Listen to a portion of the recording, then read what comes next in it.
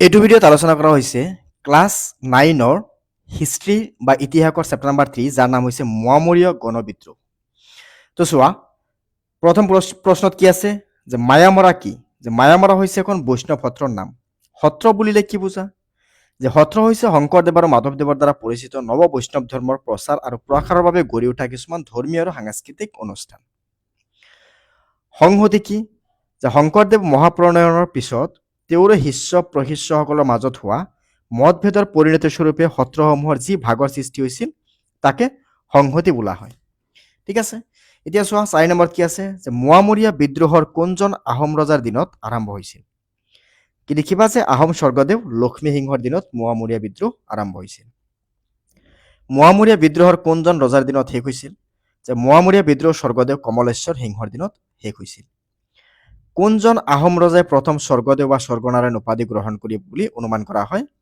যে আহোম ৰজা চুহুংমুঙে প্ৰথমে স্বৰ্গদেউ বা স্বৰ্গনাৰায়ণ উপাধি গ্ৰহণ কৰা বুলি অনুমান কৰা হয়।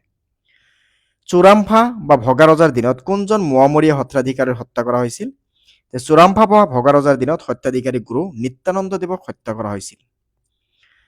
ৰুদ্ৰসিংহ ৰাজসভাক কোনজন মোৱামৰীয়া সত্ৰাধিকাৰ অপমান কৰা হৈছিল? ৰুদ্ৰসিংহ ৰাজসভা চতুৰ্দেৱ মহন্তক অপমান কৰা হৈছিল। আহোমসকলৰ প্ৰধান উপাস্য দেৱতাজনৰ নাম কি আছিল? আহোমসকলৰ প্ৰধান উপাস্য দেৱতাজনৰ নাম আছিল চোমদেউ। জয়দেৱ সিংহৰ কোনজন সত্ৰাধিকাৰ ওচৰত শৰণ লৈছিল? জয়দেৱ সিংহ আউনীআটী সত্ৰৰ সত্ৰাধিকাৰ নিৰঞ্জন দেৱৰ ওচৰত শৰণ লৈছিল। ৰুদ্ৰসিংহ কাৰ ওচৰত শৰণ লৈছিল? যে ৰুদ্ৰসিংহ আউনীআটী সত্ৰৰ সত্ৰাধিকাৰ কেশৱ দেৱৰ ওচৰত শৰণ লৈছিল। কৃষ্ণৰাম ভট্টাচাৰ্য কোন আছিল? যে কৃষ্ণৰাম ভট্টাচাৰ্য আছিল শাক্ত ব্ৰাহ্মণ পণ্ডিত, যাৰ ওচৰত ৰুদ্ৰসিংহৰ পুত্ৰ শিৱসিংহৰ শৰণ লৈছিল। কোনজন আহোম ৰজাৰ দিনত শাক্ত ধৰ্মই অধিক গা কৰি উঠিছিল? যে স্বৰ্গদেৱ শিৱসিংহৰ ৰজাৰ দিনত শাক্ত ধৰ্মই অধিক গা কৰি উঠিছিল, মানে প্ৰচাৰ বেছি হৈছিল। গাগিনী কোন? যে গাগিনী হ'ল মোৱামৰীয়া মহন্তৰ অষ্টভুজৰ পুত্ৰ আছিল। মোৱামৰীয়াসকলে পোনপ্ৰথমে কাক ৰজা পাতিছিল? যে মোৱামৰীয়াসকলে পোনপ্ৰথমে নাহৰ খোৱাৰ পুত্ৰ ৰমাকান্তক ৰজা পাতিছিল। কেপ্টেইন ৱেলছে কেতিয়াৰ পৰা কেতিয়ালৈ অসমত আহিছিল? কেপ্টেইন ৱেলছে 1792 চনৰ নৱেম্বৰ মাহৰ মাজভাগৰ পৰা 1794 চনৰ মে' মাহলৈ অসমত আহিছিল বা আছিল। অসমৰ ক'ত লোণ উৎপাদন কৰা হৈছিল? অসমৰ শোণিতপুৰ আৰু নগা পাহাৰত লোণ উৎপাদন হৈছিল। অসমৰ সৰ্বসাধাৰণ মানুহৰ লোণ কিয় ব্যৱহাৰ কৰিব নোৱাৰিছিল? লোণ বৰ দামী বস্তু আছিল আৰু সেইবাবে অসমৰ সৰ্বসাধাৰণ মানুহে ইয়াক ব্যৱহাৰ কৰিব নোৱাৰিছিল। তাৰপিছত কি আছে? দীঘল প্ৰশ্ন, চমু বা দীঘল প্ৰশ্ন উত্তৰ দিয়া। মোৱামৰীয়াসকল কোন? এই বিদ্ৰোহৰ গণ অভ্যুত্থান বুলি ক'ব পৰা যায় নে নাযায়? যে মোৱামৰীয়াসকল মূলতে মৰাণ সম্প্ৰদায়ৰ লোক। শংকৰ মাধৱ পৰৱৰ্তী কালত মায়ামৰা নামৰ বৈষ্ণৱ সত্ৰখনত স্থাপিত হৈছিল। এই মায়ামৰা শব্দৰ পৰাই মোৱামৰীয়া শব্দটোৰ উৎপত্তি হোৱা বুলি ধৰা হয় বা ধাৰণা কৰা হয়। আৰু মোৱামৰীয়া বিদ্ৰোহৰ গণ অভ্যুত্থান বুলি কোৱাৰ অন্যতম কাৰণ আছিল ইয়াত যোগদান কৰা অজস্ৰ সাধাৰণ প্ৰজা আৰু ভিতৰত অধিক সংখ্যক আছিল সাধাৰণ কৃষক বা অন্যান্য বৃত্তিধাৰী লোক। ভিডিঅ'টো শেষ হোৱাৰ আগতে চেনেলটো ছাবস্ক্ৰাইব কৰি দিবা আৰু লগতে ভিডিঅ'টো ক'ৰ পৰা চাই আছা নিশ্চয় কমেণ্ট কৰি জনাবা। তোমাৰ কোনখন জিলাৰ পৰা চাই আছা ভিডিঅ'টো কমেণ্ট কৰি জনাবা। মোৱামৰীয়া বিদ্ৰোহৰ ৰাজনৈতিক কাৰণ বিশ্লেষণ কৰা। যে গুৰুৰ প্ৰতি মোৱামৰীয়া শিষ্যসকল আছিল অগাধ ভক্তি। প্ৰয়োজনত তেওঁৰ হকে প্ৰাণ বিসৰ্জন দিবলৈ কুণ্ঠবোধ কৰা নাছিল। মায়ামৰা সত্ৰৰ এই শিষ্যসকলে কোনো কাৰণতে গুৰুৰ বাহিৰে অন্যৰ ওচৰত মূৰ নোদোৱাইছিল। এবাৰ স্বৰ্গদেৱ প্ৰতাপ সিংহই মোৱামৰীয়া শিষ্যসকলৰ গুৰুভক্তিক উপলুঙা কৰাৰ মানসেৰে সত্ৰৰ দুজন শিষ্যক এটা ঘোঁৰাত উঠাই দি ঘোঁৰাৰ চেকুৰাই দিলে। সন্মুখত দুখন চোকা তৰোৱাল সিহঁতৰ ডিঙিৰ সমানকৈ পথালিকৈ বান্ধি ৰাখিলে। তেওঁ ভাবিছিল যে মোৱামৰীয়া শিষ্য দুজন মৃত্যুৰ ভয়ত শিৰণাত কৰিবলৈ বাধ্য হ'ব। কিন্তু সকলোৱে হচকিত কৰি দুয়ো শিষ্যই শিৰচ্ছেদ গ্ৰহণ কৰিলে, কিন্তু নিজে মূৰ নোদোৱালে। এই ঘটনাই মোৱামৰীয়া মহন্তৰ মান আৰু আত্মবিশ্বাস আৰু সাহস দুগুণ বৃদ্ধি কৰিলে। ঠিক আছে, বুজি পাইছা কথাখিনি? তেতিয়া চোৱা নেক্সট আছে কি? যে প্ৰতাপ সিংহৰ পিছত পৰৱৰ্তী ৰজা চুৰাম্ফা বা ভগা ৰজাৰ দিনত মায়ামৰা সত্ৰৰ সত্ৰাধিকাৰী গুৰু নিত্যানন্দ দেৱক ৰাজ আজ্ঞামতে হত্যা কৰা হৈছিল। মোৱামৰীয়াসকলে এই হত্যাকাণ্ডৰ বাবে আহোম ৰাজতন্ত্ৰক জগৰীয়া কৰিছিল আৰু তাৰ প্ৰতিশোধ লোৱাৰ বাবে সংকল্প লৈছিল। নিত্যানন্দ দেৱৰ হত্যাৰ পিছতো আৰু কেইবাটাও ৰাজ ঐতিহ্যৰ প্ৰমাণ পোৱা যায়। তাৰে ভিতৰত গদাধৰ সিংহৰ নিৰ্দেশত বৈকুণ্ঠদেৱ মহন্তৰ হত্যা, ৰুদ্ৰসিংহ ৰাজসভাৰ চতুৰ্ভুজ দেৱৰ মহন্তৰ প্ৰতি কৰা দুৰ্ব্যৱহাৰ, শিৱসিংহৰ দিনত বৰৰজা ফুলেশ্বৰীৰ নিৰ্দেশত মোৱামৰীয়া মহন্তক জোৰেকে বলিৰ ফুট ল'বলৈ বাধ্য কৰোৱা আদিয়েই প্ৰধান। উপৰোক্ত কাৰণবোৰক মোৱামৰীয়া বিদ্ৰোহৰ ৰাজনৈতিক কাৰণ হিচাপে গণ্য কৰিব পাৰি। এতিয়া নাম্বাৰ 3 চোৱা কি কৈছে, আহোমৰ ধৰ্মীয় নীতি পৰিৱৰ্তনৰ মোৱামৰীয়া বিদ্ৰোহৰ কাৰক হিচাপে তুমি ভাবানে? আলোচনা কৰা। যে আহোমসকলৰ অসমত ৰাজত্ব কৰাৰ আৰম্ভণিৰে পৰা নিজাববীয়া ধৰ্মত বিশ্বাসী লোক আছিল। সোমদেৱ আছিল তেওঁলোকৰ প্ৰধান উপাস্য দেৱতা, কিন্তু সময়ৰ লগে লগে তেওঁলোকে হিন্দু ধৰ্মীয় পৰম্পৰাৰ প্ৰতি আকৃষ্ট হ'বলৈ আৰম্ভ কৰিছিল। গদাধৰ সিংহই অসমৰ পুৰণি ৰাজনৈতিক নীতিৰ পৰিৱৰ্তন কৰি সত্ৰত থকা প্ৰতি অনুকম্পা নীতিৰ ঠাইত দমন নীতিহে উপযুক্ত বুলি অনুভৱ কৰিছিল। কাৰণ গদাধৰ সিংহই সিংহাসনত উঠাৰ আগতে যেতিয়া তেওঁ ৰাজৰোষত পৰি বিভিন্ন ঠাইত পলাই ফুৰিছিল, তেতিয়া বিভিন্ন সত্ৰৰ ভিতৰত প্ৰচলিত ৰাজসিক পৰম্পৰাৰ বিষয়ে জানিব পাৰিছিল। গদাধৰ সিংহৰ পৰৱৰ্তী আহোম নীতিৰ সন্মুখত স্থিত হ'ব নোৱাৰি বহুকেইখন সত্ৰৰ সত্ৰাধিকাৰে সত্ৰ এৰি নিৰাপদ স্থানলৈ পলাই গৈছিল। বহুকেইজন সত্ৰাধিকাৰ ধৰি আনি ৰাজ আদেশত অবৰ্ণীয় অত্যাচাৰ চলোৱা হৈছিল। অৱশ্য আহোমৰ এই নীতি বেছিদিন নাথাকিল। গদাধৰ সিংহৰ পিছৰজন ৰজা ৰুদ্ৰসিংহই এই নীতিক পুনৰাই পৰিৱৰ্তন সাধিছিল আৰু নিৰ্বাসিত, নিৰ্যাতিত অথবা পলাতক সত্ৰাধিকাৰীসকলক পুনৰাই ঘূৰাই আনি স্বৰ্গদেউ গড়গাঁৱৰ সমীপৰ মাজুলীত থাপিছিল, মানে মাজুলীত থাকিব দিছিল। সেই মাজুলীত আজিৰ দিনত বহুত সত্ৰ দেখা পোৱা যায়। তো তাৰ ফলত ৰাজধানীৰ পৰা সততে সত্ৰাধিকাৰীসকলৰ ওপৰত সজাগৰ দৃষ্টি দিব পাৰিছিল। আৰু ইমানেই নহয় যে তেওঁ আউনীআটী সত্ৰৰ সত্ৰাধিকাৰ কেশৱৰ দ্বাৰা ওচৰত শৰণ লৈ বামুণীয়া সত্ৰবোৰক বিশেষ মৰ্যাদা দি ক্ষুদ্ৰ সত্ৰাধিকাৰীসকলৰ লগত এক প্ৰকাৰৰ মনোমিলনৰ সৃষ্টি কৰিছিল। এইদৰে ব্ৰাহ্মণ আৰু ক্ষুদ্ৰৰ মাজত বিভেদৰ বীজ সিঁচি দুয়ো বৰ্ণৰ মাজত মতৰ বৃদ্ধিহে কৰিছিল। যে স্বৰ্গদেৱ শিৱসিংহৰ দিনত বৰকুঁৱৰী ফুলেশ্বৰী বা বৰ ৰজাৰ অধিক প্ৰতাপশালী হৈ উঠিছিল আৰু তেওঁৰ শাক্ত ধৰ্মই অধিক গা কৰি উঠিবলৈ সুবিধা পাইছিল। এটা সময়ত ৰাজ আজ্ঞামতে ক্ষুদ্ৰ মহন্তকৰ ওপৰত নিৰ্যাতন চলাইছিল, আনকি তিনি শিষ্যক জোৰ জুলুমকৈ শাক্ত পূজাত ভাগ লৈ বলিৰ তেজ ফুট ল'বলৈ বাধ্য কৰাৰ উদাহৰণ পোৱা যায়। এতিয়া চোৱা নেক্সট আছে 4 নম্বৰ প্ৰশ্নত কি কৈছে, যে পাইক প্ৰথা মোৱামৰীয়া বিদ্ৰোহৰ বাবে কিমান দূৰ জগৰীয়া আছিল? তোমাৰ নিজস্বতা মতামত দাঙি ধৰা।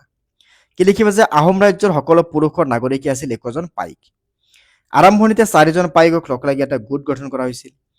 4জনীয়া গোটটোৰ পৰা পাল পাতি ৰজাক কাম কৰি দিব লাগিছিল। পিছৰ ফালে অৰ্থাৎ ৰাজেশ্বৰ সিংহৰ দিনত এই পাইকৰ গোটৰ সদস্যৰ সংখ্যা 3জনলৈ হ্ৰাস হয়, যাৰ ফলত বছৰেকৰ এজন পাইকৰ খাটনি 4 মাহলৈ বৃদ্ধি হৈছিল। মানে 4জনকে যেতিয়া ভাগ কৰিব, বছৰত এজনৰ 3 মাহকে কাম কৰিব লাগিব। আকৌ যেতিয়া 4জনৰ পৰা 3জন হৈ গ'ল, তেতিয়া 3জন হৈ যোৱাৰ লগে লগে এতিয়া বছৰত এজন পাইকৰ বা এজন মানুহৰ 4 মাহকৈ কাম কৰিব লগা হৈ গ'ল। গতিকে প্ৰতিজন পাইকৰ ওপৰত এমাহৰ অতিৰিক্ত বোজা বৃদ্ধি পাইছিল। যিহেতু অধিক সংখ্যক মোৱামৰীয়া খাটি খোৱা সাধাৰণ মানুহ আছিল, তেওঁলোকৰ শাৰীৰিক শ্ৰমৰ অতি বোজা গ্ৰহণ কৰিবলৈ অনিচ্ছুক হৈছিল। মানে এই পাইকবোৰে কি ৰজাক কাম কৰি দিব লাগিছিল, বছৰত 4 মাহ ৰজাক কাম কৰি দিব আৰু বাকীখিনি নিজৰ পৰিয়ালৰ বাবে কাম কৰিব। তো সেয়ে লাহে লাহে কি হৈছিল, এইটোত অকণমান বিদ্ৰোহৰ সৃষ্টি হৈছিল। মোৱামৰীয়া বিদ্ৰোহৰ ফলাফলো মই আলোচনা কৰিম, এইটো বহুত ইম্পৰ্টেণ্ট। তো চোৱা, ৰাজনৈতিক ফলাফল। যে মোৱামৰীয়া বিদ্ৰোহৰ ৰাজনৈতিক ফলাফল আছিল যে অত্যন্ত বিষময়। প্ৰায় 3টা দশক জুৰি হোৱা দীঘলীয়া গৃহযুদ্ধৰ অন্তত আহোম ৰাজতন্ত্ৰ আৰু আহোম ৰাজ্য দুয়োটাই চেদিলি ভেদিলি হৈ মৃত্যুখন গুণিছিল। বিদ্ৰোহৰ দমনত ব্যৰ্থ হোৱা আহোম শাসনতন্ত্ৰক হাত আগবঢ়াৰ এক প্ৰকাৰ ইংৰাজসকলে অসমত খোপনি পোতাৰ প্ৰথম প্ৰক্ৰিয়া আৰম্ভ কৰিছিল। মোৱামৰীয়া বিদ্ৰোহৰ অন্য এক ঋণাত্মক পৰিণতি আছিল আহোমৰ শাসনতন্ত্ৰৰ অৱনতি, মানে দুৰ্বল হৈ গৈছিল। আহোমৰ শাসন ব্যৱস্থা আছিল মধ্যযুগীয় সমানতান্ত্ৰিক শাসন ব্যৱস্থা। এনে ব্যৱস্থাত ৰজা, প্ৰশাসনৰ মুৰব্বী আৰু অন্যান্য বুঢ়াগোহাঁই, বৰগোহাঁই, বৰপাত্ৰ গোহাঁই, বৰবৰুৱা, ফুকন, শইকীয়া, বৰফুকন, বৰা আদি পদবী আছিল ৰজাৰ আজ্ঞাবাহী বিষয়া। কিন্তু ৰজাৰ দুৰ্বলতাৰ সুযোগ লৈ এনেধৰণৰ মন্ত্ৰী বিধায়কবোৰ মাজে সময়ে শক্তিশালী হৈ উঠিছিল। স্বৰ্গদেৱ শিৱসিংহৰ দিনৰ পৰা আহোম ৰজাসকলে দুৰ্বলতাৰ সুযোগ লৈ মন্ত্ৰীৰ আমোলত শক্তিশালী হ'বলৈ আৰম্ভ কৰিছিল। তেওঁলোকৰ বেছিভাগেই ব্যক্তিগত স্বাৰ্থত কাম কৰিবলৈ লোৱাৰ ফলত প্ৰজাসাধাৰণৰ মনত অশান্তিৰ ভাৱ সৃষ্টি হৈছিল।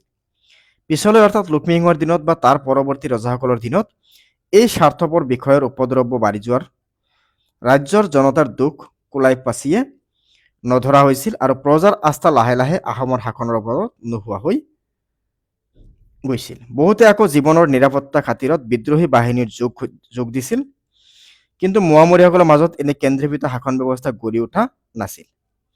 শাসন ক্ষমতা দখল কৰাৰ পিছত তেওঁলোকে নিজৰ মাজতে ক্ষমতাক লৈ অৰি হৈছিল। তাৰোপৰি মোৱামৰীয়াসকলে এটা নতুন শাসন ব্যৱস্থা প্ৰৱৰ্তন কৰা নাছিল, মানে সিহঁতৰ ৰজা নিচিনা তেনেকৈ বনোৱা নাছিল। পুৰণি শাসন ব্যৱস্থাক বাহাল ৰখাত সাধাৰণ প্ৰজাই পৰৱৰ্তী কোনো আভাস পোৱা নাছিল, আৰু শাসন ব্যৱস্থাৰ পৰিৱৰ্তন নোহোৱা হেতু তেওঁলোকে আস্থা ৰাজতন্ত্ৰৰ ওপৰত দিনক দিনে কমি আহিছিল। এতিয়া নেক্সট কি আছে অৰ্থ সামাজিক মানে অৰ্থনৈতিক কেনেকুৱা পৰিৱৰ্তন হৈছিল। মোৱামৰীয়া বিদ্ৰোহত অসমৰ আৰ্থিক আৰু সামাজিক ক্ষেত্ৰখনতো বাৰুকৈ ক্ষতিগ্ৰস্ত কৰিছিল। দীঘলীয়া বিদ্ৰোহৰ সময়ছোৱাত দুয়োপক্ষৰ যুদ্ধ দেহি মনোভাৱ প্ৰত্যক্ষভাৱে সাধাৰণ জনতাৰ ওপৰত অতিশয্যা বৃদ্ধি কৰিছিল। মোৱামৰীয়াসকলে যেনেদৰে ৰজা ঘৰত সমৰ্থক তেওঁলোকৰ ওপৰত জীৱন আৰু সম্পত্তিৰ শিলেৰাঙে ধ্বংস কৰিছিল, ঠিক একেদৰেই ৰজাৰ সৈন্যসকলে দোষী নিৰ্দোষী বিচাৰ নকৰি ল'ৰা বুঢ়া তিৰোতা নিৰ্বিশেষে বহু লোক হত্যা নিৰ্যাতন নিৰ্বাসন আদি দণ্ডৰে দণ্ডিত কৰিবলৈ কুণ্ঠবোধ কৰা নাছিল। দুয়োপক্ষৰ চূড়ান্ত অতিশয্যা ফলস্বৰূপে বহুত লোকক ঠাই এৰি হাবি বননি পৰ্বত পাহাৰলৈ অথবা চুবুৰীয়া ৰাজ্যলৈ পলাবলগীয়া হৈছিল। ঠিক আছে, এইখিনি লিখি দিলে হৈ যাব। তাৰপিছত কি আছে মটক ৰাজ্যৰ সৃষ্টি কেনেকৈ হৈছিল। যে মোৱামৰীয়া বিদ্ৰোহৰ সময়ছোৱাত কেইবাজনো বিদ্ৰোহী নেতাই পৃথক পৃথক ভূখণ্ডৰ সামন্তীয় শাসন চলোৱাৰ সুযোগ পাইছিল, মানে সৰু সৰু ৰজা তেতিয়া হৈছিল। বেংমৰা মাজুলী নগাঁও কামৰূপ আদি সকলো ঠাইতে মোৱামৰীয়া নেতাসকলে সামন্তীয় ভূস্বামী হিচাপে নিজকে প্ৰতিষ্ঠিত কৰিছিল, আৰু বেংমৰা মোৱামৰীয়াসকলে কূটনৈতিকভাৱে সৰ্বানন্দৰ নেতৃত্ব দুবাৰকৈ মান সৈন্যৰ সহায় লোৱাৰ কৌশল অৱলম্বন কৰিছিল। অৱশ্য দুয়োবাৰ আহোমসকলে বুদ্ধিমত্তাৰে তেওঁলোকক খেদি পঠিয়াইছিল, কিন্তু পূৰ্ণানন্দ বুঢ়াগোহাঁয়ে বিষয়টো গভীৰভাৱে গ্ৰহণ কৰি যথাসম্ভৱ সোনকালে মোৱামৰীয়া বিদ্ৰোহৰ অন্ত পেলাবলৈ বিচাৰিছিল। সেয়েহে সোনকালে তেওঁ সৰ্বানন্দৰ লগত এখন চুক্তি কৰি মটক ৰাজ্য গঠন কৰে। ঠিক আছে, এইখিনি লিখি দিবা। এতিয়া 6 নম্বৰত কি আছে মোৱামৰীয়া বিদ্ৰোহক তুমি সফল নে বিফল বুলি ভাবা, যুক্তি দিয়া। যে মই মোৱামৰীয়া বিদ্ৰোহক মূলতে বিফল বুলি ভাবো। কিয় ভাবা এইটো লিখিব লাগিব। এতিয়া চোৱা, যদিও এই বিদ্ৰোহত আহোমৰ শাসনত অন্যায় অত্যাচাৰৰ বিৰুদ্ধে জনসাধাৰণৰ অসন্তোষ প্ৰকাশ কৰিছিল, তথাপিও ইয়াৰ সামগ্ৰিক ফলাফল অসমৰ বাবে ক্ষতিকাৰকে হৈছিল। দেন প্ৰথমতে কি লিখিবা, নাম্বাৰ 1 দিবা যে এই বিদ্ৰোহত প্ৰায় 3 দশক ধৰি চলি আহোম ৰাজ্যক দুৰ্বল কৰি তোলে, আৰু আহোম শাসনতন্ত্ৰৰ হ্ৰাস পোৱা ৰাজ্যত অস্থিৰতা বৃদ্ধি পায় আৰু বিদেশী শক্তিৰ হস্তক্ষেপৰ পথ মুকলি হয়। ফলস্বৰূপে ইংৰাজসকলে অসমত নিজৰ প্ৰভাৱ বিস্তাৰ কৰাৰ সুযোগ লাভ কৰে। 2 নম্বৰত লিখিবা বিদ্ৰোহৰ ফলত ৰাজনৈতিক আৰু প্ৰশাসনিক ব্যৱস্থা ভাঙি পৰে। 3 নম্বৰত লিখিবা এই বিদ্ৰোহে অসমৰ অৰ্থনৈতিক সামাজিক জীৱনক গভীৰভাৱে ক্ষতিগ্ৰস্ত কৰে। 4 নম্বৰত লিখিবা বিদ্ৰোহ সমাজত ঐক্য বৃদ্ধি কৰাৰ পৰিৱৰ্তে বিভেদৰ বৃদ্ধি কৰিছিল। অ'কে, চ' সেয়ে ক'ব পাৰি যে মোৱামৰীয়া বিদ্ৰোহে অসমৰ শাসনৰ দুৰ্বল প্ৰকাশ কৰিলেও ইয়াৰ ৰাজনৈতিক সামাজিক অৰ্থনৈতিক কুপ্ৰভাৱ অধিক আছিল। সেইবাবে মোৱামৰীয়া বিদ্ৰোহক বিফল বিদ্ৰোহ বুলি গণ্য কৰিব পাৰি। অ'কে, এতিয়া চোৱা নেক্সট 7 নম্বৰত কি আছে কেপ্টেইন ৱেলছে কি পৰিস্থিতিত অসমলৈ আহিছিল, কিয় তেওঁৰ আধাৰুৱা অৱস্থাত অভিযান সামৰি ঘূৰি গ'ল। মোৱামৰীয়া প্ৰজা বিদ্ৰোহে অসম ৰাজ্যক এটা প্ৰচণ্ড জোকাৰি তুলিছিল, যাৰ পৰিণতিত ৰাজতন্ত্ৰৰ ভেটিয়ে উফৰি পৰাৰ উপক্ৰম হৈছিল। এনে এটা ভয়ানক ৰাজনৈতিক ভূমিকম্পৰ পৰা ৰক্ষা কৰিবলৈ আভ্যন্তৰীণভাৱে আহোম শাসনকৰ্তা সম্পূৰ্ণৰূপে ব্যৰ্থ হৈছিল, আৰু তাৰ ফলত তেওঁলোকে বংগদেশত থকা ইংৰাজ ইষ্ট ইণ্ডিয়া কোম্পানীৰ ওচৰত সামৰিক সাহায্য ভিক্ষা কৰিবলৈ বাধ্য হৈছিল, আৰু ইংৰাজে এনে সুযোগৰ অপেক্ষাত আছিল, আৰু সেয়েহে আহোম স্বৰ্গদেউ গৌৰীনাথ সিংহৰ তেতিয়া মোৱামৰীয়া বিদ্ৰোহ আৰু বংগৰ বৰকান্দাজসকলে সঘনাই অত্যাচাৰ কৰাৰ পৰা ৰাজ্যক প্ৰজাসকলক উদ্ধাৰ কৰিবলৈ ইংৰাজৰ ওচৰত আবেদন জনালে তেতিয়া কোম্পানীয়ে চৰকাৰৰ সহজে সামৰিক অভিযান পঠাবলৈ মান্তি হৈছিল, আৰু এই অভিযানৰ প্ৰধান উদ্দেশ্য আছিল যে অসমৰ বিষয়ে বিতং খা খবৰ আৰু তথ্যপাতি সংগ্ৰহ, আৰু লগতে বৰকান্দাজ আৰু মোৱামৰীয়া বিদ্ৰোহ দমন কৰি আহোম ৰজাক পুনৰাই সিংহাসন প্ৰতিষ্ঠা কৰা। আৰু এই সামৰিক অভিযান নেতৃত্ব দিছিল কেপ্টেইন থমাছ ৱেলছে, আৰু সামৰিক বাহিনীটো 1792 চনৰ নৱেম্বৰ মাহৰ মাজভাগৰ পৰা 1794 চনৰ মে' মাহলৈকে অসমতে আছিল। অ'কে, এতিয়া চোৱা নেক্সট 8 নম্বৰত কি লিখিবা যে মোৱামৰীয়া বিদ্ৰোহ দমনত ৱেলছৰ ভূমিকা বৰ্ণনা কৰা, তেওঁ কিমান দূৰ সফল আছিল বুলি ভাবা। যে দৰঙৰ ৰজা কৃষ্ণনাৰায়ণ বিদ্ৰোহৰ উত্তৰ কামৰূপত হৰদত্ত চৌধুৰীৰ বিদ্ৰোহৰ প্ৰতাপত গৌৰীনাথ সিংহ নগাঁৱৰ আশ্ৰয় লৈছিল। কিন্তু নগাঁৱতে হিন্দুৰা হাজৰিকা নেতৃত্বত চলা বিদ্ৰোহৰ বাবে স্বৰ্গদেৱ পুনৰাই গুৱাহাটীলৈ পলাই আহিছিল।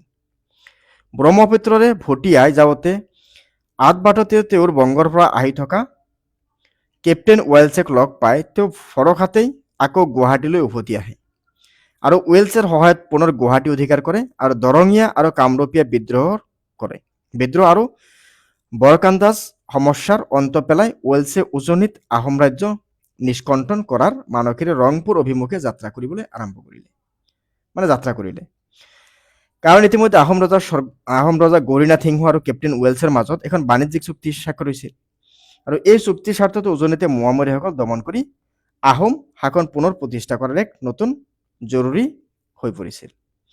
এই সকলো কথা গমি ৱেলছৰ গভৰ্ণৰ জেনেৰেল 6টা নতুন কোম্পানী ফৌজ পঠাবলৈ অনুৰোধ কৰিছিল আৰু গভৰ্ণৰ জেনেৰেল লৰ্ড কৰ্ণৱালছে পৰিস্থিতিৰ গুৰুত্ব বুজি ৱেলছৰ পত্ৰ সঁহাৰি জনাই অতিৰিক্ত ফৌজ পঠাই দিছিল। এইখিনি দেখিবা। অ'কে, এতিয়া চোৱা নেক্সট আছে কি 9 নম্বৰত কেপ্টেইন ৱেলছে অসমৰ সম্পৰ্কে বিৱৰণ আলোচনা কৰা। কেপ্টেইন ৱেলছে অসমৰ বিষয়ে এক মূল্যৱান টোকা লিখি British governor general sir John চৌৰলৈ প্ৰেৰণ কৰিছিল। এই টোকাৰ পৰা 18 শতিকাৰ অসমৰ ৰাজনীতিক, সামাজিক, অৰ্থনৈতিক অৱস্থাৰ বিষয়ে বহু গুৰুত্বপূৰ্ণ তথ্য জানিব পাৰি। ৰাজনীতিক ক্ষেত্ৰত তেওঁলোকে আহোম ৰজাক নিৰ্বাচন পদ্ধতি, ৰজাৰ ক্ষমতা আৰু 5গৰাকী প্ৰধানমন্ত্ৰীৰ ভূমিকা বৰ্ণনা কৰিছে।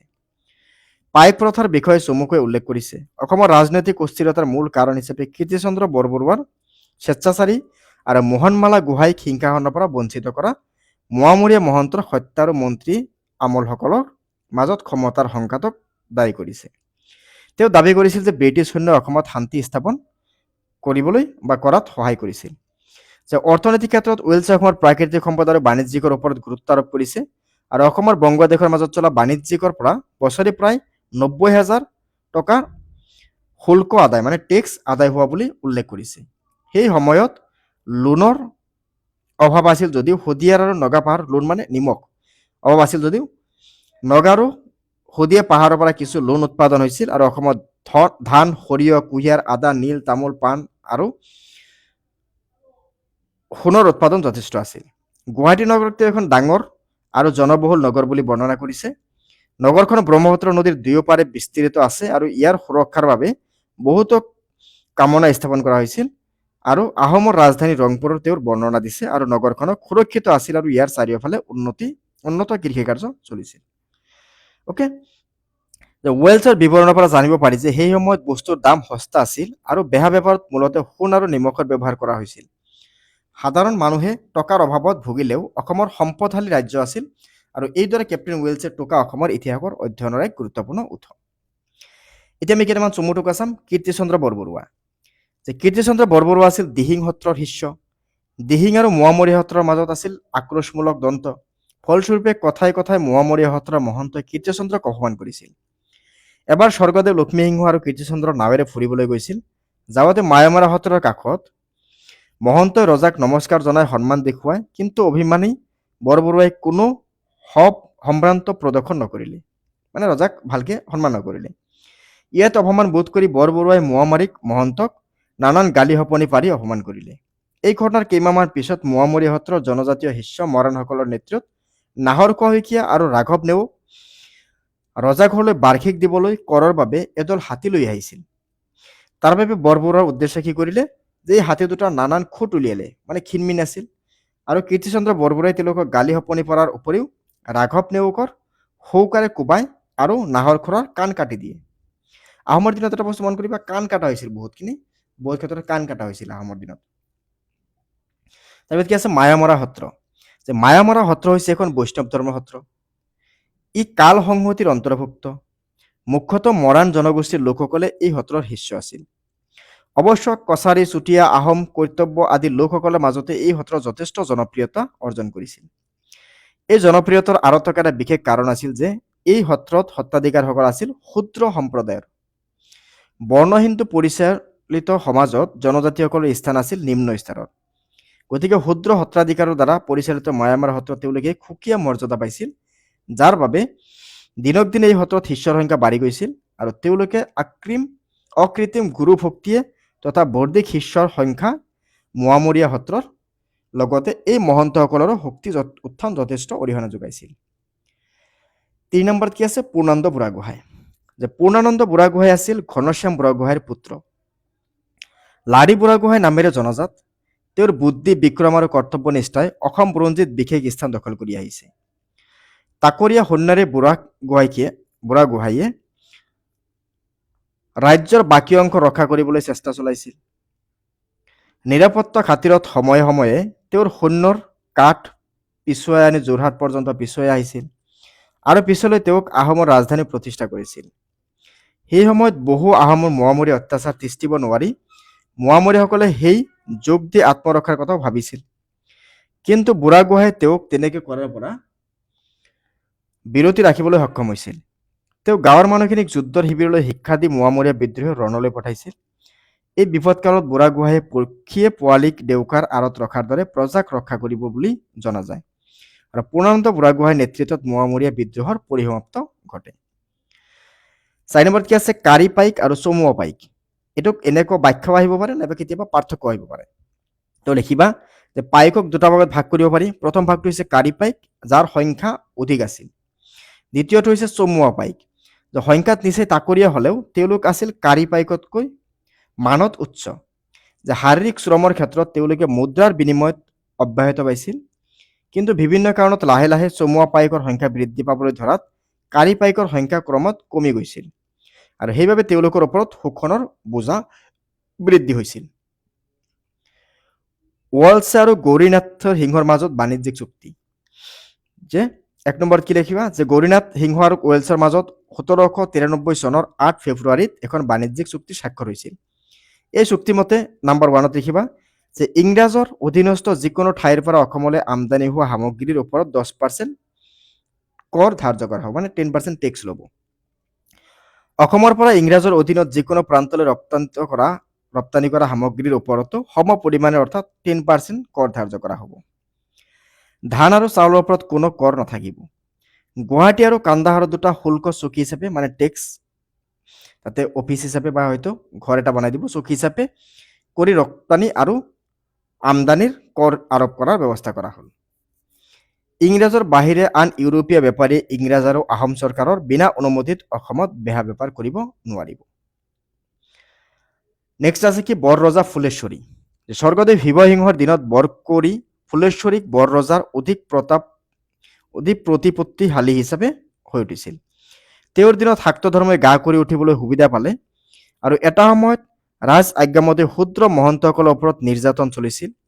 আনকি তেনে শিষ্যক জোৰ জুলুমকৈ শাক্ত পূজাত ভাগ ল'বলৈ, বলিৰ তেজ ফুট ল'বলৈও বাধ্য কৰোৱাৰ উদাহৰণ পোৱা যায়। পৰৱৰ্তী গোহাঁই যে স্বৰ্গদেৱ ৰুদ্ৰসিংহৰ বংগদেশৰ নদিয়াৰ পৰা কৃষ্ণৰাম ভট্টাচাৰ্য নামৰ এজন শাক্ত ভ্ৰমণ পণ্ডিতক ৰাজ্যলৈ মতাই আনিছিল।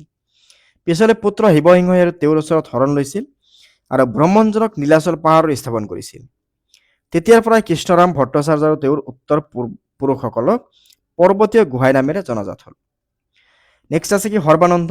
যে মোৱামৰীয়া বিদ্ৰোহৰ সময়ছোৱাত কেইবাজন বিদ্ৰোহী নেতাই পৃথক পৃথক ভূখণ্ডৰ সামন্তীয় শাসন চলোৱাৰ সুযোগ পাইছিল। তাৰে ভিতৰত এজন আছিল সৰ্বানন্দ।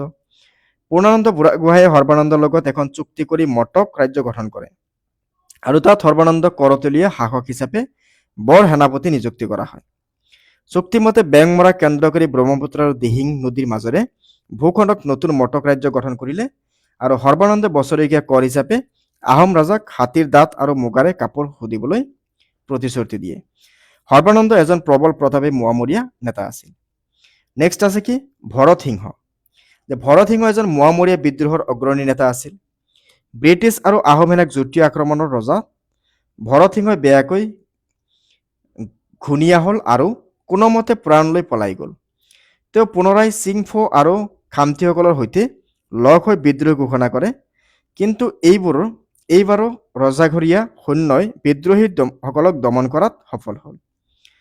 যুদ্ধত ভৰত সিংহৰ মৃত্যু হয় আৰু গৌৰীনাথ সিংহই ৰাজধানী ত্যাগ কৰি গুৱাহাটীলৈ যোৱাত মোৱামৰীয়াসকলে ভৰত সিংহক ৰজা পাতিছিল। ৰংপুৰ নগৰ। যে আহোমৰ ৰাজধানী আছিল ৰংপুৰ। ইয়াৰ পৰিসীমা প্ৰায় 20 মাইলমান হ'ব। ইয়াত ইটাৰ বেৰ দিয়া এখন সুৰক্ষিত ঠাই আছিল আৰু নগৰৰ দাঁতিকাষৰীয়া ঠাইবোৰত ভাল খেতি হৈছিল আৰু সৰহভাগ মাটিয়ে ৰজা আৰু ডা ডাঙৰীয়াসকলৰ সম্পত্তি আছিল। অ'কে, যেটো আছিল শেষ প্ৰশ্ন। আশা কৰোঁ গোটেইখিনি বস্তু তুমি ধুনীয়াকৈ বুজি পাইছা।